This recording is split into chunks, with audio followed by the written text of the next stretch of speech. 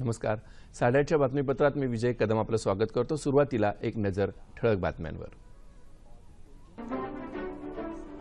दहशतवाद विरोधी पथकाची 5 राज्यांमध्ये मोठी कारवाई. ठाणे जिल्ह्यातल्या मुंब्रा येथून 3 संशयित ताब्यात. नागरी भागात माफक भाडे तत्वावर घरं उपलब्ध करून देणाऱ्या राष्ट्रीय धोरणाचा आराखडा तयार. वाढतं तापमान आणि उष्णतेची लाट पाहता नागरिकांनी उष्माघातापासून स्वतःचा बचाव करावा, आरोग्य विभागाचं आवाहन. वादग्रस्त मुस्लिम धर्मप्रचारक झकीर नाईक विरोधात NIA न्यायालयाने जारी केलं अजामीनपात्र वॉरंट. आणि 97व्या अखिल भारतीय मराठी नाट्य संमेलनाला आजपासून उस्मानाबाद इथं सुरुवात. नमस्कार. नेता सविस्तर वृत्त. दहशतवाद विरोधी पथकाने काल देशातल्या 5 राज्यांमध्ये स्थानिक पोलिसांसोबत मोठी कारवाई केली. त्यात ठाणे जिल्ह्यातल्या मुंब्रा इथं 3 संशयितांना ताब्यात घेतलं असून 6 जणांची चौकशी चालू आहे. मुंब्र्यातल्या कौसा परिसरात असलेल्या अक्रम मंजिल या इमारतीतून या तिघांना ताब्यात घेण्यात आलंय. काल पहाटे ATSने ही कारवाई केली.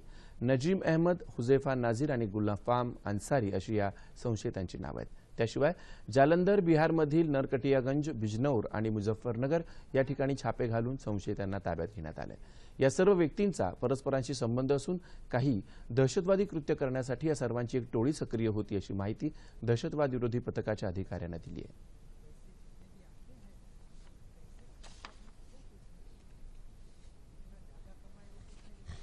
मेरी तो अपील रहेगी पूरे इस इलाके के लोगों से कि जितना हो सके उतना इन एंटी सोशल एलिमेंट्स और एंटी नेशनल चीज़ों से बचें और अपने आप को जागरूक करें और अपने देश में क्या हो रहा है उस देश के ऊपर अगर तवज्जो दें तो ज़्यादा अच्छा रहेगा, ना कि दुनिया में क्या हो रहा है उसके ऊपर तवज्जो दिया जाए.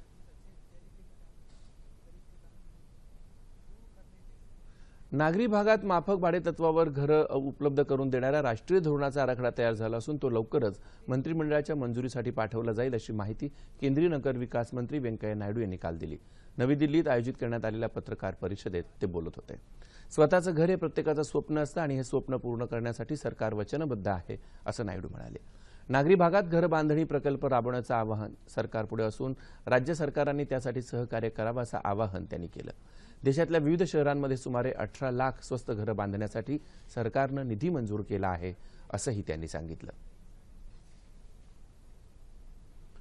सातत्यानं वाढणारं तापमान आणि निर्माण होणारी उष्णतेची लाट पाहता येत्या काही दिवसात तापमानात प्रचंड वाढ होण्याची शक्यता असून नागरिकांनी उष्माघातापासून स्वतःचा बचाव करावा असं आवाहन नागपूर महानगरपालिकेच्या आरोग्य विभागानं केलंय. उन्हाळ्यात दिवसेंदिवस वाढणाऱ्या उष्णतेमुळे खबरदारीचा उपाय म्हणून शासनानं गेल्या वर्षी जनसामान्यांकरता तयार केलेल्या उष्माघात प्रतिबंधक उपाययोजनेचा लाभ 30 लाख नागरिकांना झाला होता. नागपुरात एप्रिल ते जून या काळात 43 अंश सेल्सिअसपेक्षाही अधिक तापमान असतं. त्यामुळे 3 महिन्यात मृत्यूचं प्रमाणही जास्त असल्याचं आढळून आलंय. यंदाही शासनानं 36,124 वैद्यकीय अधिकारी, आरोग्य कर्मचारी आणि इतर सदस्यांना प्रशिक्षण दिलंय.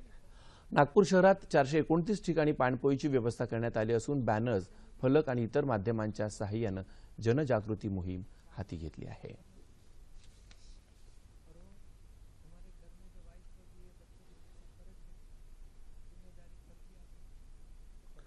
राज्यात स्वाईन फ्लू बाधित रुग्णांची संख्या वाढत असून गेल्या 3 महिन्यात अहमदनगर जिल्ह्यातल्या 13 जणांचा स्वाईन फ्लूमुळे मृत्यू झाल्यानं जिल्ह्यात मोठ्या प्रमाणावर जनजागृतीचं काम सुरू करण्यात आलंय. या संदर्भात घ्यायची काळजी आणि उपाययोजनांची माहिती देण्यासाठी अहमदनगर इथं काल एका विशेष कार्यशाळेचं आयोजन करण्यात आलं. या कार्यशाळेत खासगी आणि सरकारी क्षेत्रातले 175 डॉक्टर्स सहभागी झाले. हवामानात वारंवार होणाऱ्या बदलांमुळे इन्फ्लुएन्झा AH1N1 या विषाणूंचा फैलाव होतो. तसंच स्वाईन फ्लूवरील उपचारांना विलंब झाल्यानं आजार बळावतो असं राज्य आरोग्य सर्वेक्षण अधिकारी प्रदीप आवटे यांनी यावेळी सांगितलं.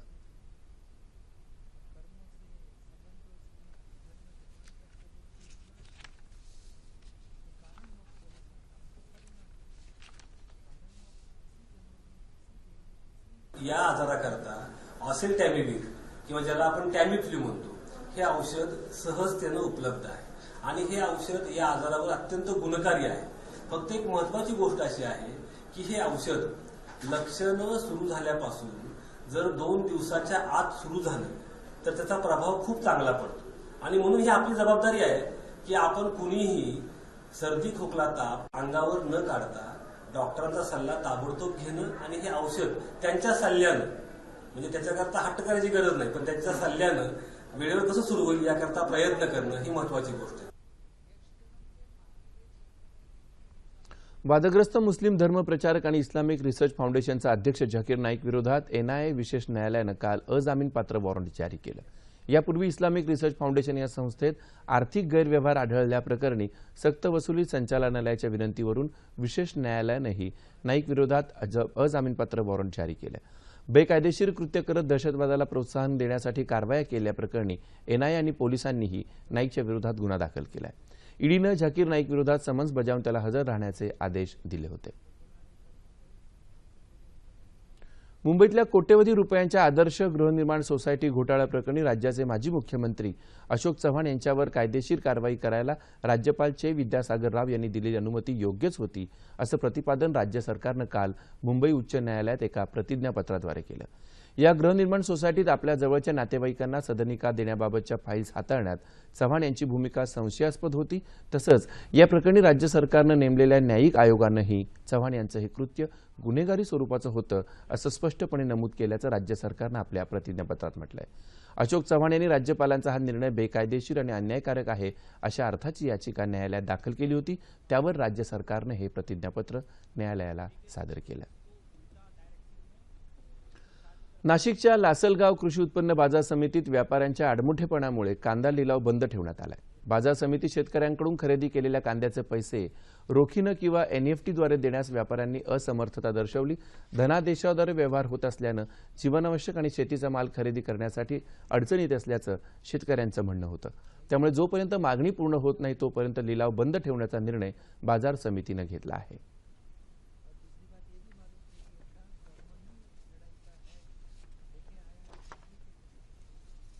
शेतकऱ्यांना रोख पेमेंट मिळालं पाहिजे. 24 तासाच्या आत रोख त्यांना पैसे मिळाले पाहिजेत.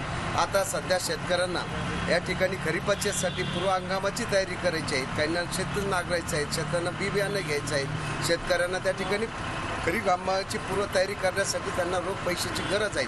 म्हणून आमची ते प्रमुख मागणी अशी राहणार आहे शेतकऱ्यांच्या वतीने की शेतकऱ्यांना रोख पेमेंट किंवा एनईएफटीद्वारे पैसे अदा करण्यात हे व्यापाऱ्यांनी दिले पाहिजेत. व्यापाऱ्यांनी या ठिकाणी आडमुठं धोरण घेतलं आणि आम्ही या ठिकाणी रोख स्वरूपामध्ये पेमेंट देणार नाही किंवा एनईएफटी करणार नाही अशी भूमिका व्यापाऱ्यांनी घेतल्यामुळे आपल्याला कालपासून बाजार समिती बंद ठेवावी लागली. यामुळे निश्चित शेतकऱ्यांचं नुकसान होत आहे. परंतु एक कायमस्वरूपी तोडगा निघावा, शेतकऱ्यांना रोख स्वरूपात त्या ठिकाणी पेमेंट मिळालं पाहिजे या दृष्टिकोनातून या भूमिकेतून बाजार समितीने हा निर्णय घेतला.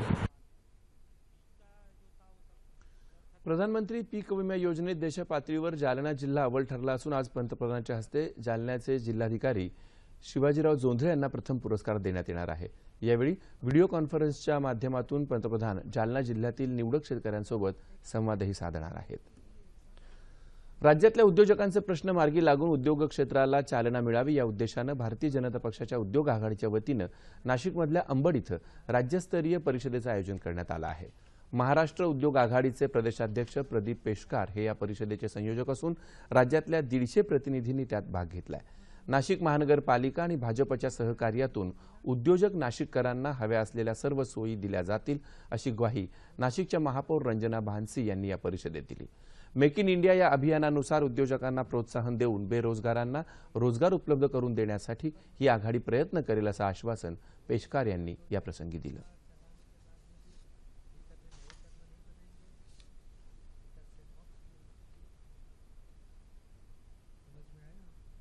मेक इन इंडिया या उपक्रमाला अधिक बळ मिळावं आणि प्रत्येक औद्योगिक क्षेत्रामध्ये ईज ऑफ डुईंग बिझनेस उद्योग करण्याची सुलभता वाढावी आणि त्याचं वातावरण एक चांगलं निर्माण व्हावं अशा ह्या प्रमुख उद्देशाने हा इव्हेंट या ठिकाणी घेण्यात आला.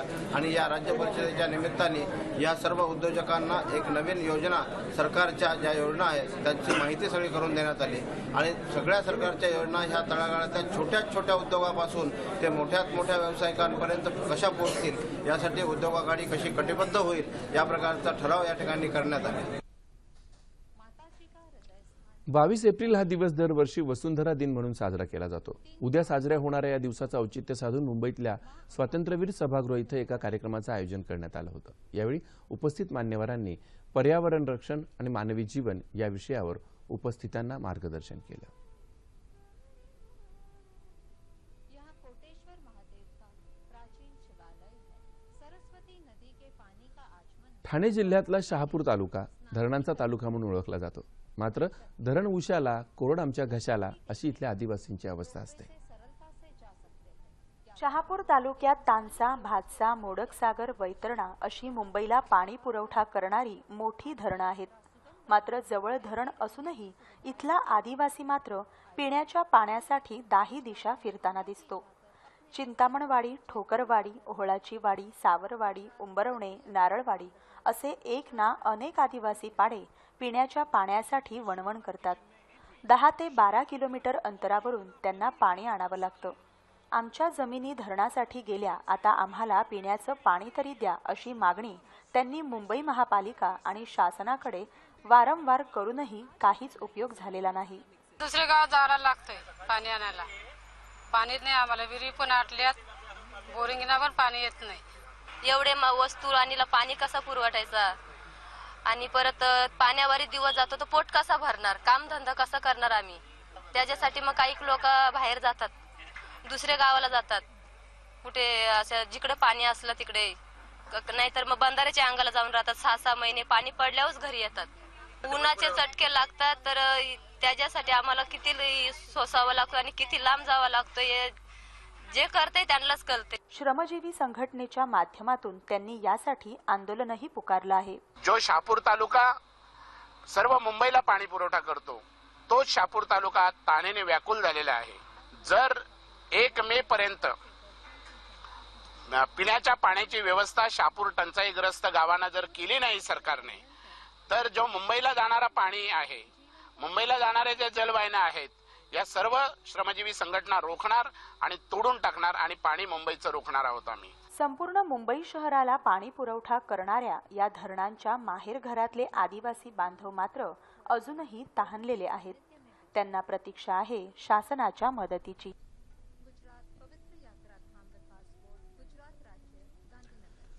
97व्या अखिल भारतीय मराठी नाट्य संमेलनासाठी उस्मानाबाद नगरी सज्ज झाली आहे. तुळजाभवानी क्रीडा संकुलात मुख्य रंगमंच उभारण्यात आलाय. आजपासून या 3 दिवसीय नाट्य संमेलनाला सुरुवात होते. नाट्य संमेलनाचं अध्यक्षपद ज्येष्ठ रंगकर्मी जयंत सावरकर भूषवणार आहेत. नाट्य संमेलनाच्या उद्घाटनापूर्वी नाट्यदिंडी काढली जाईल. यात जिल्ह्यातल्या ऐतिहासिक तसंच पर्यटन स्थळांची विविध वैशिष्ट्ये दाखवणारे चित्ररथ असतील. तसंच पारंपरिक वेशभूषेत शाळा आणि महाविद्यालयातले विद्यार्थी या नाट्यदिंडीत सहभागी होतील. मुख्यमंत्री देवेंद्र फडणवीस, सांस्कृतिक कार्यमंत्री विनोद तावडे यांच्या उपस्थितीत होणाऱ्या या नाट्य संमेलनात स्थानिक रंगकर्मींच्या विविध कला प्रकारांचं सादरीकरण केलं जाणार आहे. तसंच नाट्य संमेलनाध्यक्षांच्या प्रकट मुलाखतीचा कार्यक्रमही होणार आहे.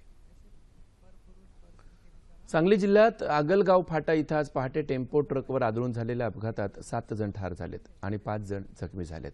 जखमींवर मिरजच्या शासकीय रुग्णालयात उपचार चालू आहेत.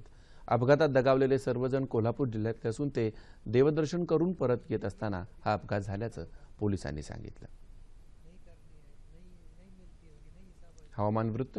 विदर्भात तुरळक ठिकाणी उष्णतेची लाट आहे. विदर्भ, मध्य महाराष्ट्र आणि मराठवाड्यात कमाल तापमानात सरासरीच्या तुलनेत लक्षणीय वाढ झाली आहे. राज्यात सर्वात जास्त तापमान चंद्रपूर इथं 46.4 अंश सेल्सिअस इतकं नोंदवण्यात आलं. येत्या 24 तासात संपूर्ण राज्यातलं हवामान प्रामुख्यानं कोरडं राहील. याच काळात विदर्भात उष्णतेची लाट कायम राहण्याची शक्यता हवामान खात्यानं वर्तवली आहे. शेवटी पुन्हा एकदा ठळक बातम्या. दहशतवाद विरोधी पथकाची 5 राज्यांमध्ये मोठी कारवाई. ठाणे जिल्ह्यातल्या मुंब्रा इथून 3 संशयित ताब्यात. नागरी भागात माफक भाडेतत्वावर घरं उपलब्ध करून देणाऱ्या राष्ट्रीय धोरणाचा आराखडा तयार. वाढतं तापमान आणि उष्णतेची लाट पाहता नागरिकांनी उष्माघातापासून स्वतःचा बचाव करावा, आरोग्य विभागाचं आवाहन. वादग्रस्त मुस्लिम धर्मप्रचारक झकीर नाईक विरोधात NIA न्यायालयानं जारी केलं अजामीनपात्र वॉरंट. आणि 97व्या अखिल भारतीय मराठी नाट्य संमेलनाला आजपासून उस्मानाबाद इथं सुरुवात. याबरोबरच हे बातमीपत्र संपलं. पुन्हा भेटूया 11:30 वाजता आपल्या सह्याद्री वाहिनीवर. नमस्कार.